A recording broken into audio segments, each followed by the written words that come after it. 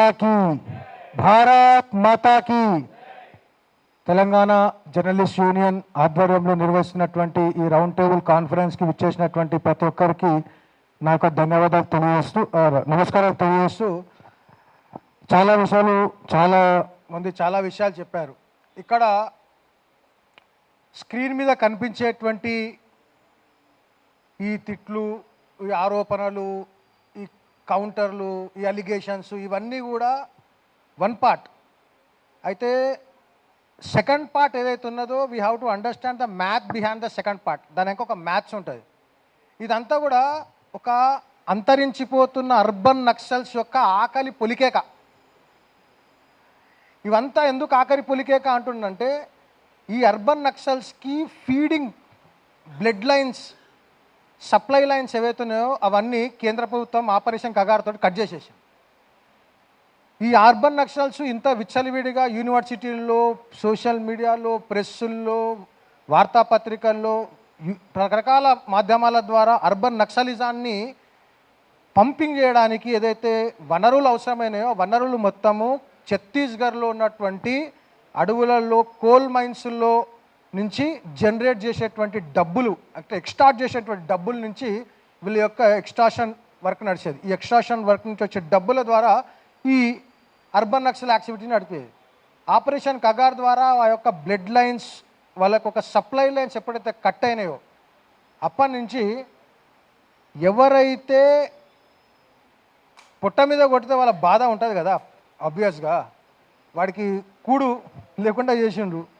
So ఆ బాధను కక్కుకోవడానికి ఆరిపోయే దీపానికి వెలుగు ఎక్కువ అన్నట్టు ఈ అవసరం లేని అసందర్భమైనటువంటి అవసరం లేని విషయాన్ని తీసుకొచ్చి కేవలం విద్వేషాన్ని రెచ్చగొట్టి 10 సంవత్సరాలు దాటిపోయినటువంటి రాష్ట్రం ఏర్పాటై 10 సంవత్సరాలు దాటిపోయినట్టు ఇప్పటికీ కార్డియల్గా రిలేషన్స్ మెయింటైన్ చేస్తున్నటువంటి వాటిని రెచ్చగొట్టి అనవసరమైన విషయాలను బయటకు తీసుకొచ్చి ఆ విషయాలు ఏంటిది, ఎవరేం మాట్లాడారు అనేది I'm not going to it. ఎందుకంటే చాలా విషయాలు చెప్పారు. దీన్ని ప్రయత్నం ఏదైతే చేస్తున్నారో ఇది వాళ్ళు సక్సెస్ కాలేరు. ఎందుకంటే తెలంగాణ జాగృతమైనటువంటి తెలంగాణ, ఇక్కడ ఉన్నటువంటి ప్రజలు కూడా జాగృతమైన వాళ్ళే. ఈ యొక్క కుట్రను పసిగట్టారు. ఇన్ కేస్ నిజంగా వాళ్ళ యొక్క కుట్రతో క్యారీ అవే అయినుంటే డెఫినెట్గా ఇది ఇంకా కొనసాగేది. కానీ అది కొనసాగేటువంటి అవకాశం ఎందుకు లేదని అంటే జాగృతమైనటువంటి సమాజం ఉంది. ఇది అర్బన్ నక్సల్ చేస్తున్నటువంటి ఆఖరి పొలికేక అని అర్థం చేసుకోవాలి. వాళ్ళ అస్తిత్వానికే అంతరించిపోయేటువంటి క్రమంలో ఉన్నారు. కాబట్టి అటువంటి ఇంకా ముందు చాలా చేస్తారు. ఇటువంటి ప్రయత్నాలు ముందు చాలా చేసే అవకాశం ఉంది. కాబట్టి అందరికి కూడా అర్థం చేసుకోవాల్సిన ఏంటంటే దీని వెనుక ఉన్నటువంటి ఈ కుట్రను అర్థం చేసుకోవాలి. Don't get carried away with all these fanatic urban Naxals groups ideology. విషయాన్ని అర్థం చేసుకోండి.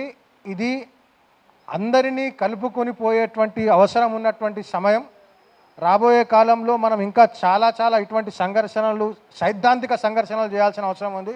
కాబట్టి చిన్న వాటికి మనం క్యారీ అవ్వ కాకుండా ఇంకా ముందు ఇంకా చాలా సైద్ధాంతిక యుద్ధాలు చేయాల్సి ఉన్నది. దాంట్లో ఇంకా ప్రిపేర్ కావాలి. ఇవన్నీ జస్ట్ వామప్ సెషన్స్ మాత్రమే. ముందు చాలా పెద్ద యుద్ధం ఉందని చెప్పి తెలియజేస్తూ నాకు అవకాశం ఇచ్చినటువంటి తెలంగాణ జర్నలిస్ట్ యూనియన్ వారికి ధన్యవాదాలు తెలియజేస్తూ భారత్ మాతాకి. సైద్ధాంతిక యుద్ధాలు చేయాలంటున్నాం.